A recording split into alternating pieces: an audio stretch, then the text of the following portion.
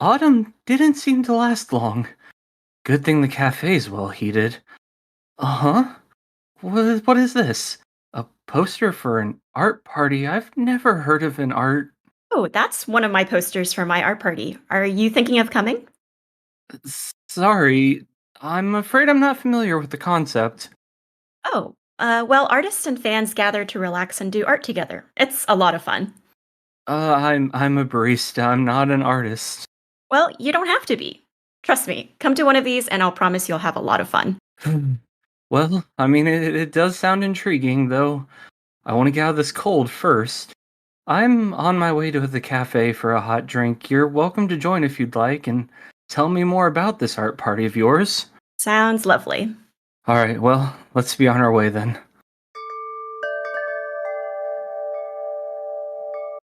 For those that don't know, my guest today is the artist Fwosh. Many of you will know her from the lo-fi art parties she hosts. Having attended her art parties myself, I was really delighted when she agreed to come on for the show. These art parties tend to be a world all their own within the fabric of Final Fantasy XIV, and today we're going to learn exactly why that is.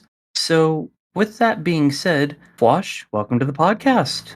Thank you. Happy to be here and excited to share about a side of the game that's become very near and dear to me.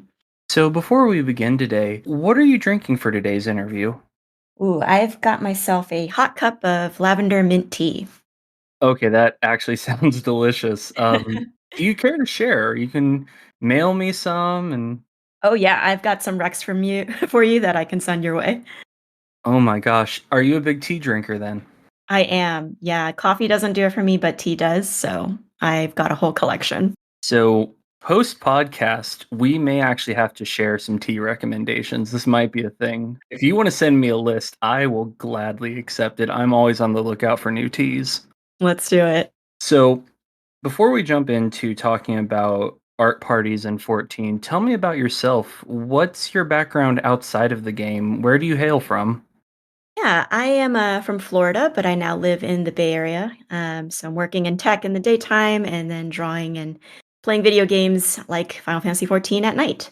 But yeah, I love drawing. That's my passion. So excited to talk about art parties and how that's been kind of affecting my own art lately.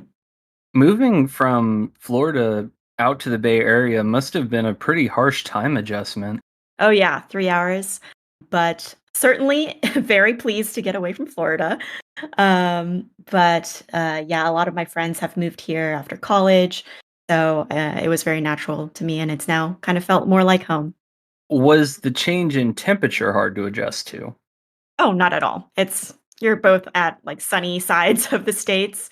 There was a period because I went to school in New York for 4 years where that was a very drastic temperature change, but I've easily adjusted to the Bay Area here. So you talked about being in tech, and I'm not going to dive too much into your personal life, but do you have like tech related hobbies outside of art then, or what other hobbies do you have? Sure. I don't do too much coding anymore. I used to have like little projects and still a bit of a pet project of mine to make a game one day. But right now, I do love streaming occasionally, making silly comics, working on my drawing skills. I also love housing in Final Fantasy XIV, so that's a nice creative outlet for me as well. But content creation as a whole has always been a passion for me. I enjoy improving my craft and learning new skills, new tech, to create something that would hopefully brighten someone's day too. It seems like between the comic and the content creation and the art, you really enjoy expressing yourself and letting others see how you're seeing things. So, how long have you been doing art? Has this always been a passion for you? Definitely. Yeah, I've been drawing for as long as I've been able to pick up a pencil, really. I did take a bit of like a multi-year break after college to kind of get my like career kickstarted, but now I've been focusing more on improving my skills in the past couple of years. And art parties, which I'll get more into later, have been pivotal for me to kind of like improve and develop my style. So, when did you come to Final Fantasy XIV? Let's see. So I probably started my first playthrough back in 2015 when Heaven's Ward came out. but I started playing again about 3 years ago at the start of the pandemic. And do you have a long history with the series, or is 14 your first Final Fantasy game? Yeah, I grew up playing a lot of the Final Fantasy games, and other Square Enix titles. So, out of like nostalgia and love for the series, I thought it was only natural that I played 14 as well. So I always loved Final Fantasy for its like epic god-killing stories, its fun characters, and a lot of the beautiful designs. So I even picked out, I think, my first Final Fantasy X, randomly at a GameStop because I just thought the cover art with Titus was gorgeous. But yeah, I feel like Final Fantasy XIV was kind of just a very natural draw for me. I love the art in Final Fantasy X. I thought the entire game, especially the graphics at the time, Oh seemed yeah, so cutting edge to me. it was groundbreaking. Like the cutscenes were, The I would opening? just watch them over and over. Oh my gosh. I remember when the first time I saw the opening of Final Fantasy X, I was like, how did they do that on a PS2? That's crazy. Right? Yeah, having I like was the just whole blown away. Xanarkand and everything was just like so fantastical. There was no media out at the time that really compared. So, is there any Final Fantasy game that either the Amano art or the graphics itself or anything that art-wise grabs you more than the others? Let's see. I well, for Final Fantasy 14 in particular, I have a Vieira bias. So I love all concept art of Vieira. Like when the dancer came out, I thought those like the outfit design was just so beautiful and so reminiscent of Final Fantasy's 4 as well. And the art of Shadowbringers, I think, always never fails to pull at my heartstrings a bit too. The Shadowbringer art, especially the concept art, was was really good. Yeah, I definitely think Shadowbringers can be its own standalone Final Fantasy title. Do you own any of the 14 art books or any Final Fantasy art books in general? Yeah, I own the Heavensward and Stormblood ones. I haven't gotten around to getting more of the recent ones, but they're kind of like nice coffee table books I have at home now that I occasionally look at for inspiration. That's awesome. I I'm looking over at my shelf and I at first didn't own any of the art books, but I think starting in Shadowbringers, I ended up going, wow, I really want these art books. And so I got Shadowbringers and then went back to Stormblood and Heavensward. Mm-hmm. Yeah, and they're all really nice too, and hefty. They are surprisingly hefty, yeah. Yeah, that just goes to show there is a lot of great art in that game. So much. I mean, even and obviously I'm trying to save as much of this for part 2 as possible, but even the beyond the concept art, I feel like the world itself is art in 14. I've talked about it on previous episodes, but one of my favorite things to do is looking up at the night sky in game with all of the stars. It blows me away every time. Yeah, it's gorgeous, and I can't wait for that graphics update too. It's gonna look even better. Oh my gosh, yeah. I'm not the biggest fan of the new character models just because Mm, I feel like, and the creative team has discussed this, that they didn't want to change the art style for the characters too much because they don't want people to feel like their characters have been completely changed on them compared to how they made them originally. But I think especially for the Al Ra, they look very different to me, and it's mm. not necessarily a bad thing, but it is going to be an adjustment period for me, I think. For sure. Yeah, I think it'll take some time to get used to. Some aspects are great. I think the horn detail is incredible and a long time coming. But yeah, I agree. Some of the Lalafell ones, I believe there was one face that looks like I don't know how to describe it other than a very soulless 10-yard stare that I find very endearing. They added a bit more life to that, and I was a little bummed out.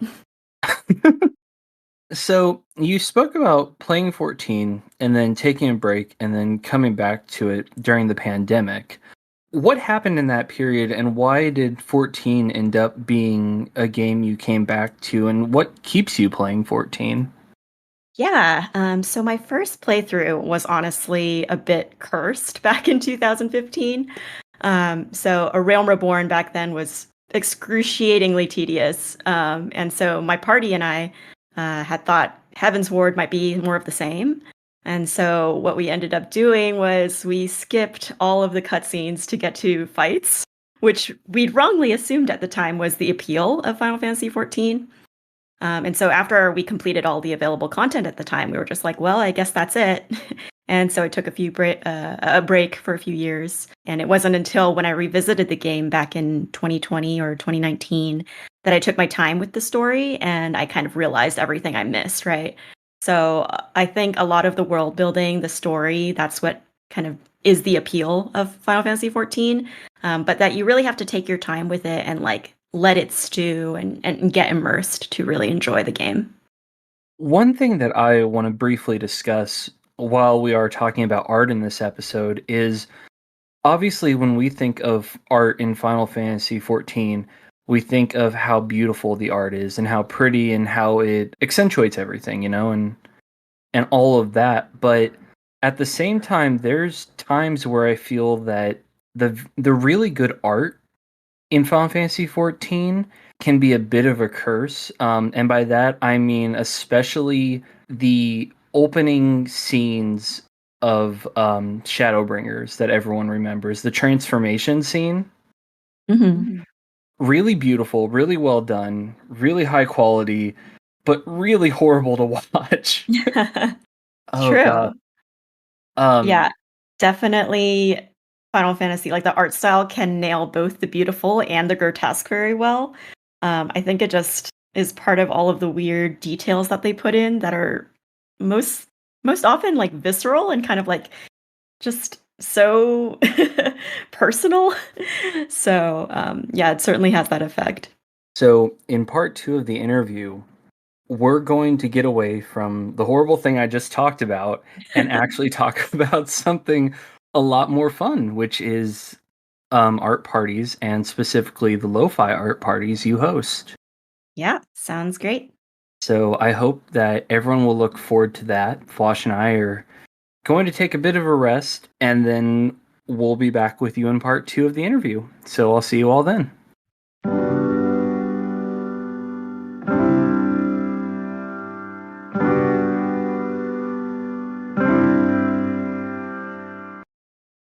All right, everyone. Welcome back to the second half of my interview with the wonderful Fwosh.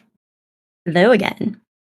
So I realized that I missed an obvious question in part one, and admittedly, I did kind of construct this interview in a bit of a hurry, so that's on me. You have a rather unique handle, Fwosh, and on social media, Fwoshy. Would you mind explaining the origins of that? Sure. So it's kind of funny. Growing up, I had some very cringy usernames, as I'm sure we may all had in middle school and whatnot. So Guilty.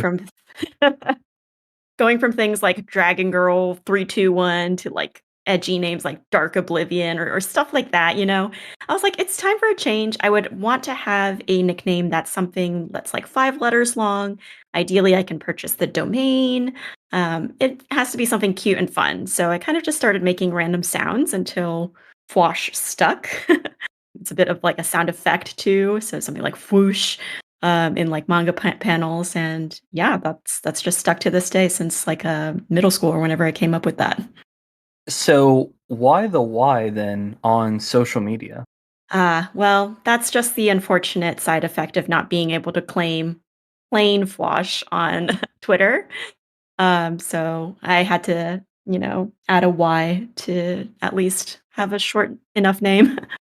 I understand. There are times where, well, I'm sure we've all gone for a specific username and you see in red letters, username already active or something. You're just like, ugh. Right. It's devastating. And the funny thing is that the person who asked Fwosh, at least they are active, so I'm not like that bitter, but they link to Fwosh.com on their profile, which I own. So I don't know what's going on there, but maybe all Fwosh are one. So, can I introduce you to 14 and a key part of the plot being shards. Ah, very true. He is me in another shard.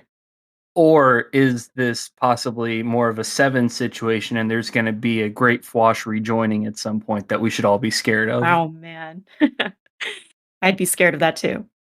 I'll become too powerful. Except for Fwosh. Mhm. Okay, so I'm going to stop laughing in a second and then Get that image out of your head. I'm Reset a for, bit. for those that this is your first episode of Coffee and Carbuncles, I am a nerd who will laugh at his own jokes. It's the Okay, best way to enjoy them. Mhm. right? Exactly. I mean, if no one else is going to laugh, at least I can. There you go. Okay, so on to the topic of this episode of Coffee and Carbuncles. What is an art party, and specifically, what is a lo-fi art party? Sure. So, an art party is an event that's hosted by players where the spirit of it is to be creative together. So, anyone can host or attend an art party. You don't have to be an artist. As an example, it's the holiday season now. So, I can make a post tomorrow on social media like Starlight Art Party on December 12th, located in Ether, Fairy, Mist, War 20, Plot 35.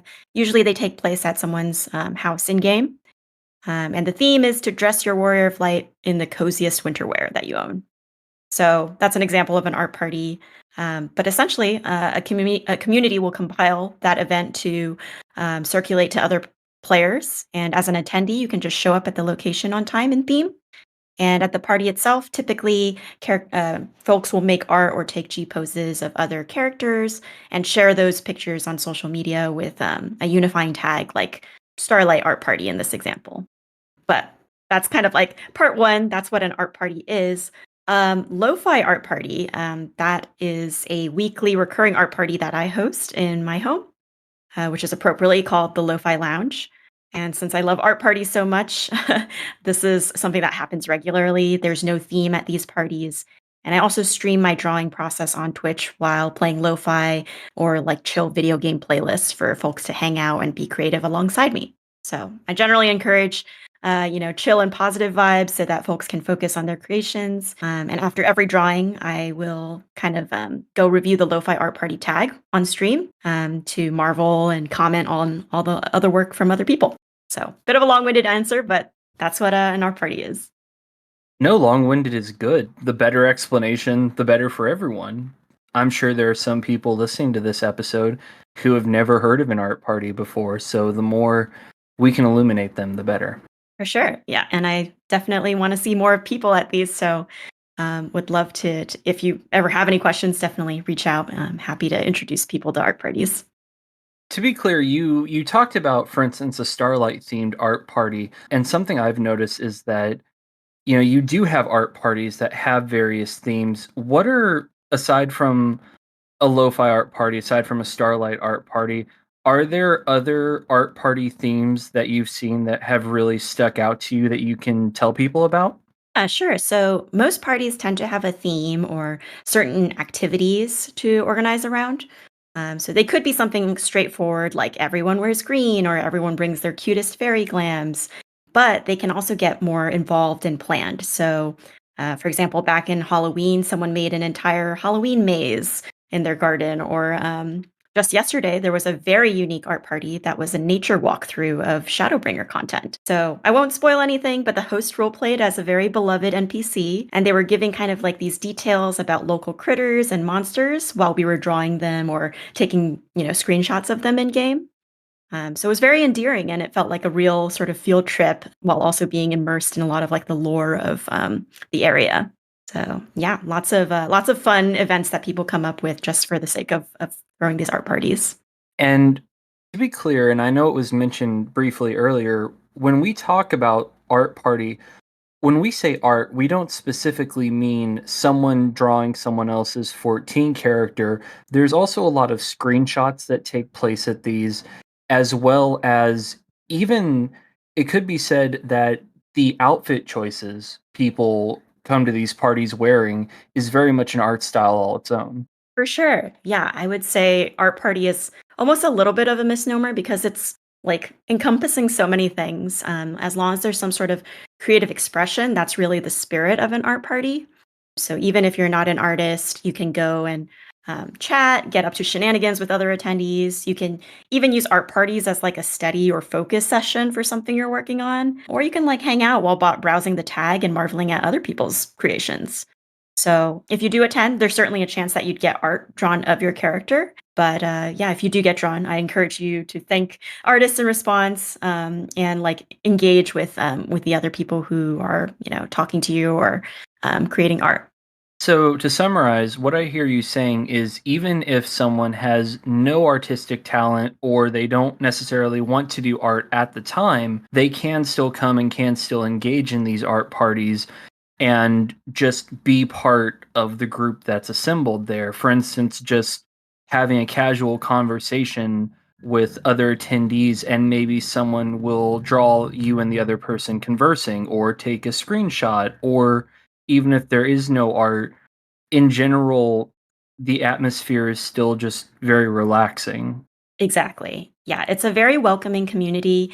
If you don't feel like drawing or if that's like not your thing or like taking screenshots or anything like that, you can still attend and have a great time. You can basically just use it as like a place to hang out, to kind of like have something in the backdrop while maybe you're working on something else, right? These parties, I think, are great inspiration to artists. They are also great for productivity boosts of any sort. So if even if you have some other endeavor, it may or may not be creative. It doesn't have to be limited to visual arts or screenshots either. So I know some folks who write stories at art parties inspired by people's characters, or make chainmail bracelets. Some people do needlework inspired by like colors. So a lot of people kind of come here to express themselves creatively. And I would also say to like, give it a try. Create something, anything while at an art party, and channel that kind of like creative energy that's like coming from the entire community being together. And I think you'd find it to be very fulfilling. I think so too.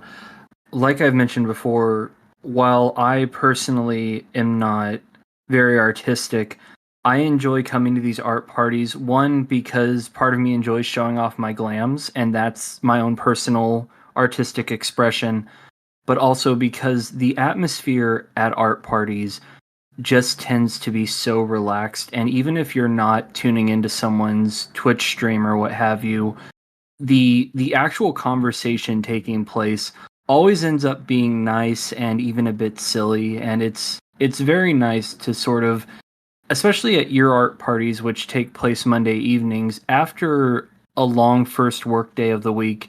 It's a nice way to relax and kind of wind down. For sure. Yeah, I host them on Mondays for that exact reason. It's something to look forward to on the worst day of the week. So does it help motivate you during your workday as well, knowing that you have that coming up at the end of the day, or is it a bit of a stressor for you? Oh, that's a good question because for me it is a little bit of of both. As like the host, right? I just need to like kind of make sure that I've put out all the invitation or not invitations, but they're kind of I treat them as invitations. They're more like promotional content for the art party. I think I need to make sure that all of that is posted in time. Make sure that I'm feeling up for a stream. Sometimes I'm a little sleepy by the end of like a work day. I kind of have to amp myself up. But once I get going, it's a lot of fun. So that kind of like the starting energy to start drawing, to start creating is a huge hurdle. But once, the 4 o'clock time rolls around and I've put like a pencil to paper, it flies by. Now, an art party I've attended that I really enjoyed was one in Elpis, where we all dressed up in ancient robes and hung out, and a lot of people who have characters with the appearance of various ancients as well as Medion came, and it was a really nice celebration of the Elpis arc of Endwalker. But obviously, in terms of your art party, it's hosted at your private home, and you don't really have the broader world of 14 to use as a setting. So how do you go about creating the atmosphere for these art parties? Like, how do you set up a cozy mood, and what's on your mind when you're trying to do the decoration and figure out what the decorations are going to look like for these art parties?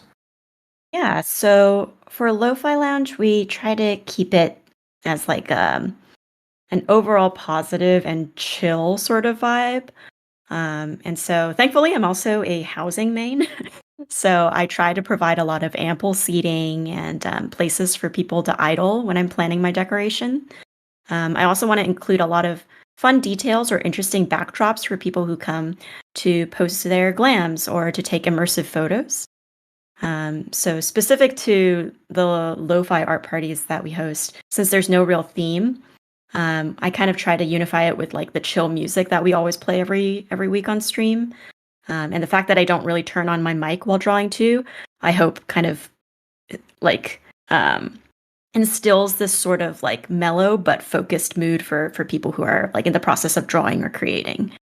So yeah, those are the things I kind of keep in mind whenever I'm changing up the layout. And yeah, certainly other parties have different vibes as well. So I love kind of attending a mix just to get different sort of perspectives. That ancient one sounds like a lot of fun.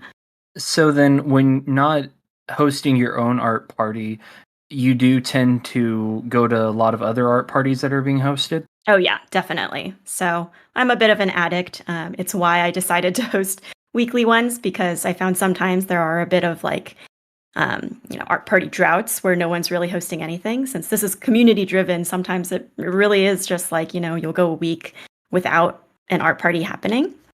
And so I decided to have these weekly so that I can at least guarantee one per week. So I'm curious, you host these art parties. Obviously your character has to be there as the host. So, not just as a presence on Twitch, but in game as well. Have you worked that lo-fi art party hosting into your personal lore, or are they separate? For instance, is your 14 character an artist? Let's see. Well, you know what? I'm very new to developing my own character's lore, so it's not too fleshed out yet. But I'd certainly like to think so that they are an artist. I've recently gotten the new scholar weapon, which looks like a painting palette. So I'm hoping to draw more of my own Warrior of Light and their appearance as an artist in game. But I'm also just kind of cooking up other characters. Maybe there's a barista character, maybe there's like, a waiter if we're having snacks or something like that. But it's a nice little universe to think about. Oh, that's cool. Yeah. So when people come to these art parties, then have you talked about how some people will have an experience at an art party and then perhaps make a fan fiction based off of it? Mhm. Do you find your character getting included in these? Have Uh, is there slowly expanding Fwosh lore that people should know about? Yeah, you know what? I think it is in its like budding stages. One of our lovely attendees, Luna, she actually writes some recurring stories about our characters, and sometimes my bun boy does make an appearance. So there's lots of like fun little memes and like jokes that we have in the channel that like refer to this lore. But yeah, that's like a good time to bring up as well. When we don't have the weekly Monday art parties, we now also have a pretty active Discord where everyone's just constantly sharing their art and also like developing our little mini universe of art party attendees. Lo-fi art party lore studies coming soon. You know it. Maybe I'll have to let Scribe know about this. He and I can attend one of these lo-fi art parties, and he can tell me all about the emerging lore of lo-fi art parties. That would be a lot of fun. The important question is which astral era lo-fi music comes from. Oh, I haven't given thought to that one. Yeah, do you have a Given that, recommendation? oh man, see that is a 14 lore fan question, but I will say that when we did the Amarat dungeons, there was a bit of like jazz music on the radio, so it might be one of those things where lo-fi is sort of a rediscovery from Elpis. That might work. Mm. I like that. I think the theme that plays in Amara is probably the most lo-fied piece out there. The one called Neath Dark Waters. Oh, Um, absolutely. yeah, So many mixes on so YouTube, many and I love mixes. all of them. Oh, for sure. It never gets old. It really doesn't.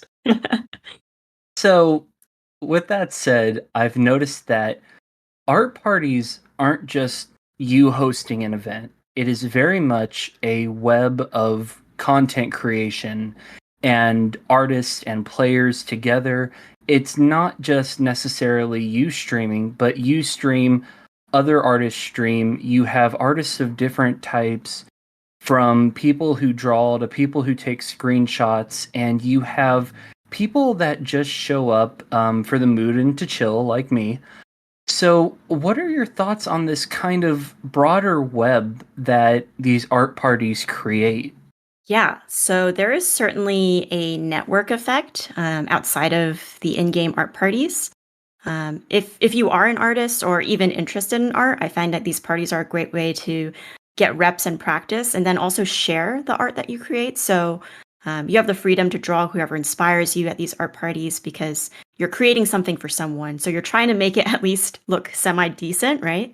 And then you also have to finish that within a certain amount of time. So there's a bit of like simulated pressure to make you more focused and intentional about the things your creation or the things that you're creating. And in turn, like the repetition and the posts will help you improve and broaden your audience as well. So since each party has like a unifying tag, like Lo-Fi Art Party, hashtag Lo-Fi Art Party, I should say, your work gets a lot more visibility from other folks who are at that party, and you're likely to see them interact with your posts. So in turn, this helps you find similar friends who share interests. You find lovely people who can be your mutuals in supporting your creative endeavors. And I've certainly found a lot of great folks and artists by just browsing the tag, even for parties I'm not like attending for like the full duration. So there's like this great side effect of discoverability that social media may lack today.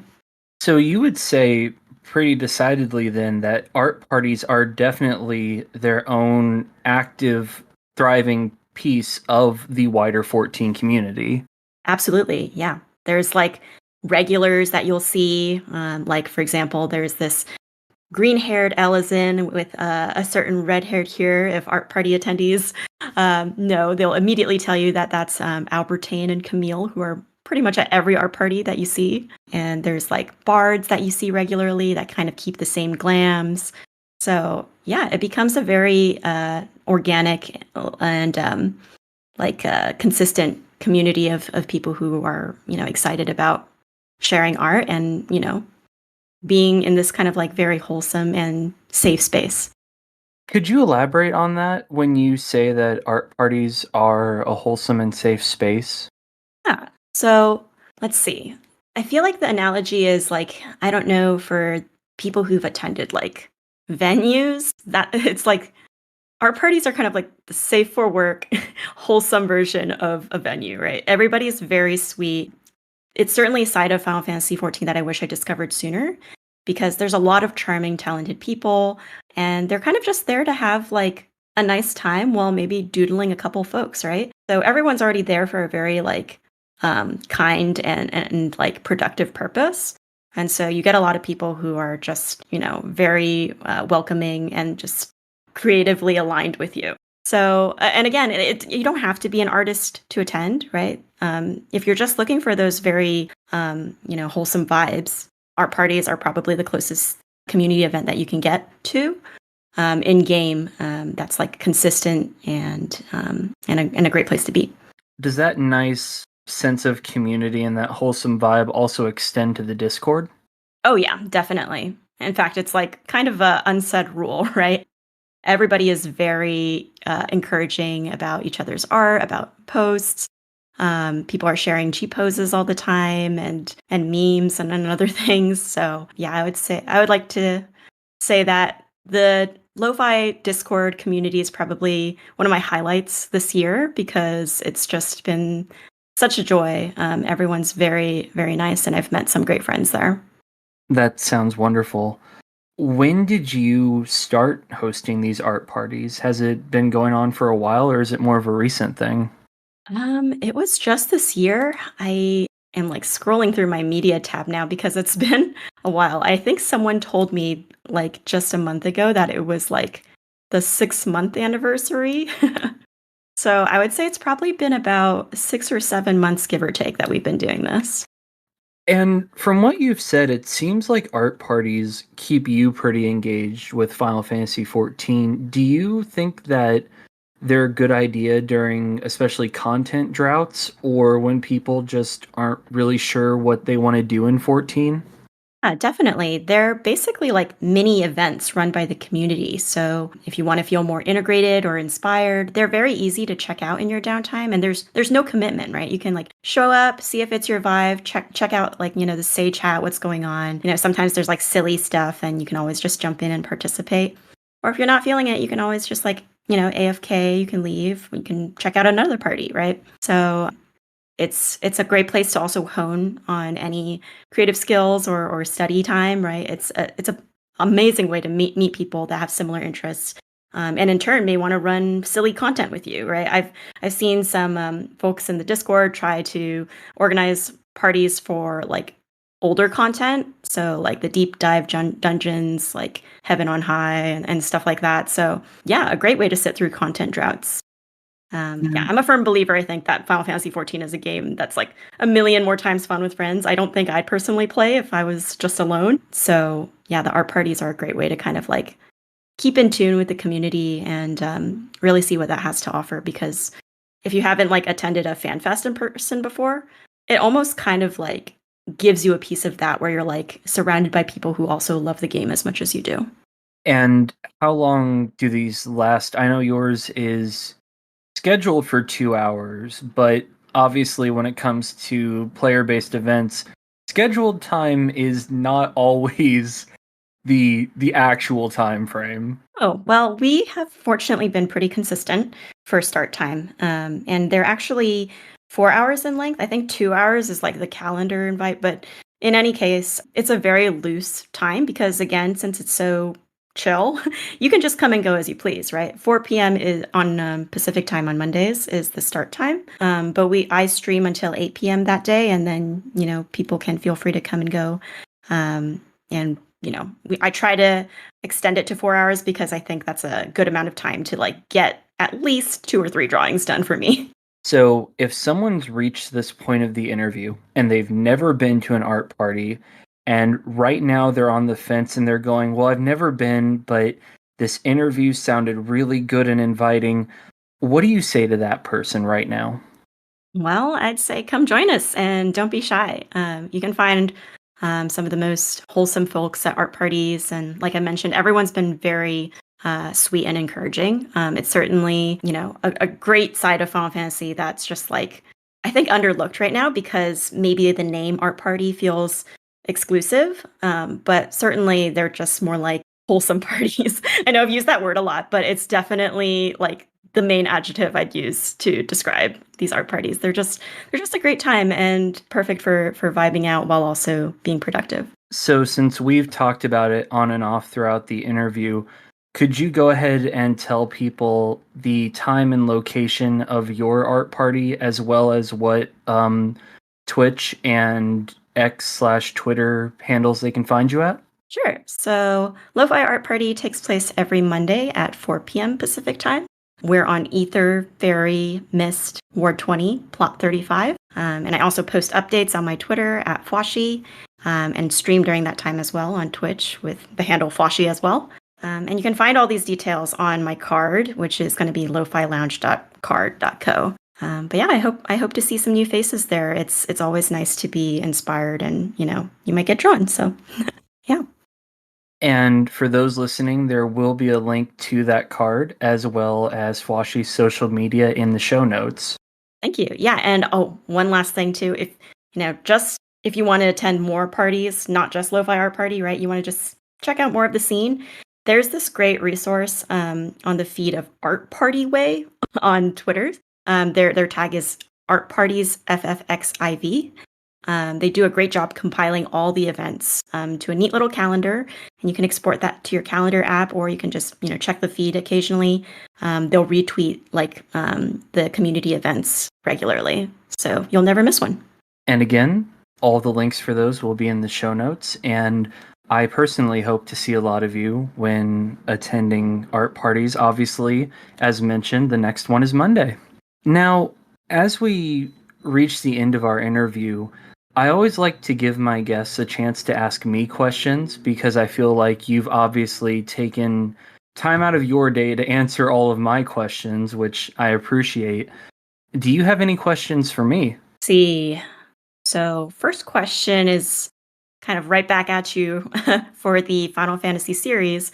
Which one is your favorite and why? So, whenever I get this question, I like to say not counting 14 because Yep. obviously, the podcast is 14 themed. Everyone, well, not everyone listening to this, but obviously the majority of the people listening to this play 14 and like the game. So, when it comes to making a list of 14 games, see what I mean? When it comes to making a list of Final Fantasy games, I kind of just like to put 14 off to the side. Um, That's fair. Hmm. my two favorite. Oh gosh. See, now you're going to like prolong this episode. It's hard to pick one, right? You um, can pick a tie if you want. I'm gonna go top three. Top three. Okay. I'm gonna go top three. Now, usually on social media, usually when I'm asked, I will tell people my absolute favorite is Final Fantasy VI, and that still holds true. I feel Hmm. like Final Fantasy VI covers a lot of more mature themes and honestly darker themes than a lot of the other Final Fantasy games at the time covered. And also I enjoy the adventure. The story was great. I love the characters, and all of the official and fan art I see of the main characters in 6 are all stunning. Yeah. I'm a huge nerd when it comes to Final Fantasy VI. I have a Terra figure. Huge fan. Nice. I would argue that Kafka is probably one of the best villains in the series. I He is my most hated Final Fantasy villain, but as a lot of famous actors have discussed when talking about villains they've played, if a villain can get you to the point that emotionally you despise them, clearly then they are so well written and well acted. Yes. He And does a good so job. Hmm. he does. I think it's very important to keep that in mind that when I say I hate him with a burning passion, it means they did a fantastic job making this very hated character. Yes. Now, in regards to the other two games, Final Fantasy V is number two because it's such a fun adventure. Oh, I don't think I've played that one. Is that the one with where they first introduced jobs, or was that 3? Three is when they first introduced jobs. Final Fantasy, well, actually, they had jobs since Final Fantasy One, but three is when you really get into like a lot of job changes. Mm-hmm. Changes. Five at the time was considered to have the best implementation of the job system. Four didn't really have jobs. Six didn't really have jobs. Five is all about the job system, Mm-hmm. and also five just tends to have a really good adventure vibe to it. Yeah, and that's kind of what Final Fantasy is about, right? Like six has really high stakes. Four feels like it really has a lot of high stakes and very tense. Five, you don't really get a sense of high stakes until probably about halfway through the game. A lot of five, especially in the first bit, really just feels like an adventure, just kind of exploring, and it's really fun. Nice. All right, I'll have to play that one sometime. I would recommend probably the Pixel remaster is pretty good for five. So, Okay. and Good to then know. for number three, what I feel is probably the most overlooked Final Fantasy game is World of Final Fantasy, Huh. and it is basically for anyone who has never heard of it and especially never played it. It is Final Fantasy Pokemon essentially. You've sold me. You go I around, you love it. collect iconic Final Fantasy monsters, you level them up, they learn new skills. The story is kind of goofy at times intentionally, but run with it. If the story seems a bit too goofy at first, bear with it because a lot like 5, it gets more serious and not I'm not going to get into spoilers, but obviously like most Final Fantasy games a bit darker as it goes on. And it's definitely one of those things that just stick with it. And I promise that by the end of the game, at least for me personally, I felt like it was great. I definitely started out kind of thinking it was a joke and not being too into it, but by the end of the game, I was like, this is easily one of my most favorite Final Fantasy games. That's awesome. I do remember seeing this trailer, but then I was like, I'm unsure about the chibis or something like that. But now that you've described it or pitched it as Pokemon, I feel like I've got to give it a shot. What I'll tell you is bear with the chibis, bear with the cuteness factor that it tries to beat you over the head with for the first few hours, and just give the story time to grow. Got it. Yeah, that makes sense. And especially given my favorite is 9, I've certainly had to bear with chibis for some time. Oh gosh, I bet. Mhm. So, second question. Second question is more of just going to be if you are at an art party and you are now going to settle down to do some sort of creative endeavor, what would you do? I would probably, hmm, I would either be working on a roleplay post. I do a lot of role playing online and a lot of writing. Either that or I would be taking screenshots because a lot of the time at art parties, people are really, really nicely dressed. I agree. Yeah, some people really put a lot of thought into coordinating their outfits, and it's impressive. Like, But I yeah, know. Oh, sorry, go ahead. oh, I was just gonna say, I didn't know you did also a good deal of role playing. I feel like we could use more writers at art parties as well. I, for me, role playing is probably my number one creative outlet. I really enjoy, especially in regards to my 14 character. Hmm. I really enjoy writing various scenarios. I'm part of a few role play servers actually on Discord, and I just tend to have a lot of fun with it. Awesome, that's great. I feel like I'm just dipping my toes into it, so it's been a lot of fun to explore. If you need help fleshing out your character's lore, I am totally down for helping anytime. Awesome. Yeah, I'll pitch you some stuff sometime. So before we go, and now that we are at the end of the interview, I wanted to ask, did you have any last minute holiday wishes for everyone listening? Yeah, I hope everyone has a great holiday season and that I hope I'll see some new faces, especially at all of these upcoming wintry art parties. But yeah, thank you so much for having me, Nobu. This was a lot of fun. If more art stuff comes up later, then we definitely need to have a chat about it. For sure.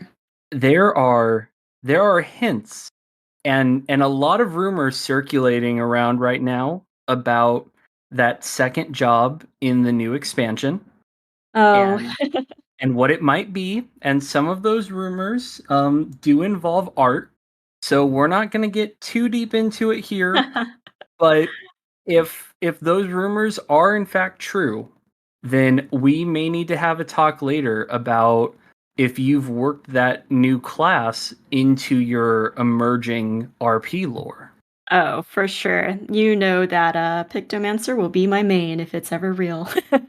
But I'll keep my expectations reasonably low for now so that I can be pleasantly surprised. I think that especially with a new expansion coming out and no details about that job right now, just all kinds of theory crafting. I think low is definitely the right place to keep expectations. But if it does happen, we are for sure going to be talking about it. 100%. Yep. All right. Well, thank you so much, Fwosh, for being on. And I really appreciate you making time for this interview today. And I hope that you will have a wonderful day. Thank you for having me. Take care.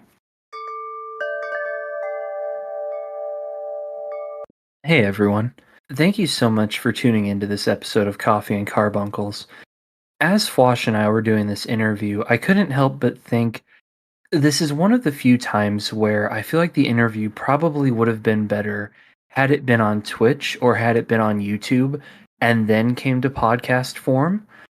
As you'll notice, this interview is a bit shorter than other interviews I've conducted in this series, and that's because it's very difficult to convey an atmosphere and convey a community in simple words.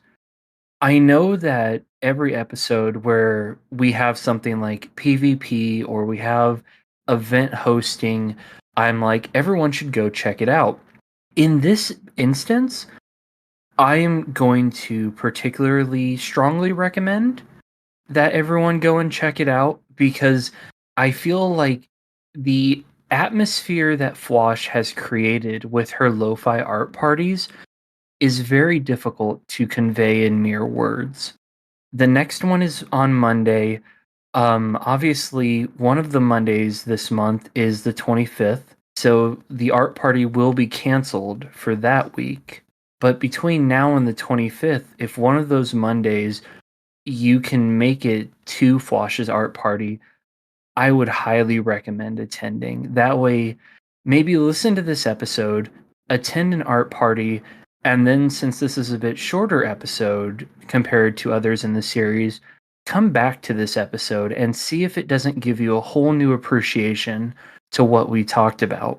Though, with that being said, something that Fwosh and I discussed after we were done with the interview, and something that I want to make sure to mention here in the outro, is that there is obviously a code of conduct expected at these art parties.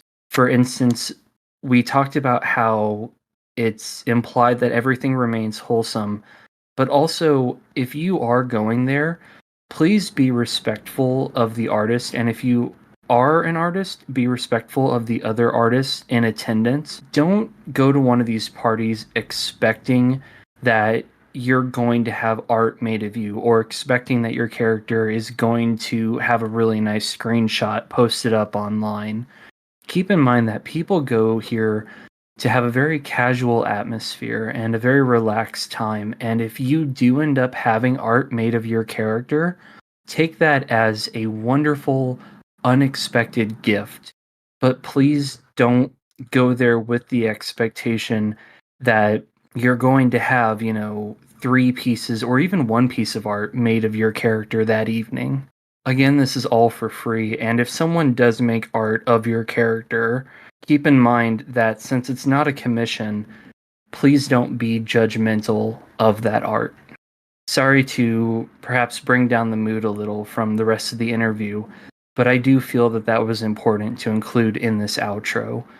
I also want to take a minute to mention that if you look at my X/Twitter account, my profile picture is actually from the first art party I attended. The artist did a wonderful job drawing my character. I was not expecting it. And when they posted it using the hashtag lo-fi art party, I was just blown away. And so I very happily made that my profile picture and thanked them.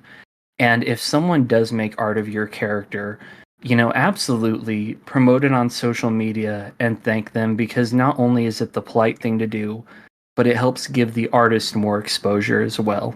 Now, moving on to other topics, I know that obviously I mentioned on the 25th there won't be an art party. I feel this is an appropriate time to mention that as the last episode of Coffee and Carbuncles of the year, I want to ask that all of you have a wonderful holiday season. Regardless of what you celebrate, or even if you don't celebrate anything, I would like for everyone listening to this to close out their year as happy and as healthy as possible. Because I appreciate all of you spending time with me in this recording, and obviously I can't come and reciprocate and spend that kind of time with all of you, but what I can do is give you my best wishes. And those wishes are for all of you to be happy and healthy and safe. And for those of you that aren't necessarily having the happiest or healthiest of time, do know that I really wish that things get better for you. Sincerely. Now, I do want to close out the episode by saying that the January episode of Coffee and Carbuncles may be a little delayed. As all of you know, this time of year can be rather hectic for everyone, and so trying to get a recording done in the middle of the month and have it out at the start of next month, like I usually do with the podcast, proves a little challenging. So instead, I'm going to say that the January episode of Coffee and Carbuncles may be out more towards the third Sunday of January rather than the first. And that's just due to the time of year and trying to schedule with people and all of that. I know some of you are going, well, that's not that drastic. You're not, canceling the episode or anything. And that's true. But I still want to try and be as consistent as possible with this podcast. And so obviously, I will be posting a reminder at the start of the year, along with my Happy New Year wishes to everyone. But do keep in mind that for those of you going, well, where is episode 3 of season 2? It will be a little delayed. So, with all of that said, I want to say thank you again to Fwosh for being a wonderful guest, having a great conversation about these art parties that she puts on, and all of you have a wonderful holiday season and a wonderful end of the year. And if you decide to come back and listen to this, say, the last week of December, I want to wish you a very happy new year. So, until January, until 2024, until the next episode, I hope you all stay safe, and I'll see you next time with a warm drink and wonderful guests. Take care, everyone.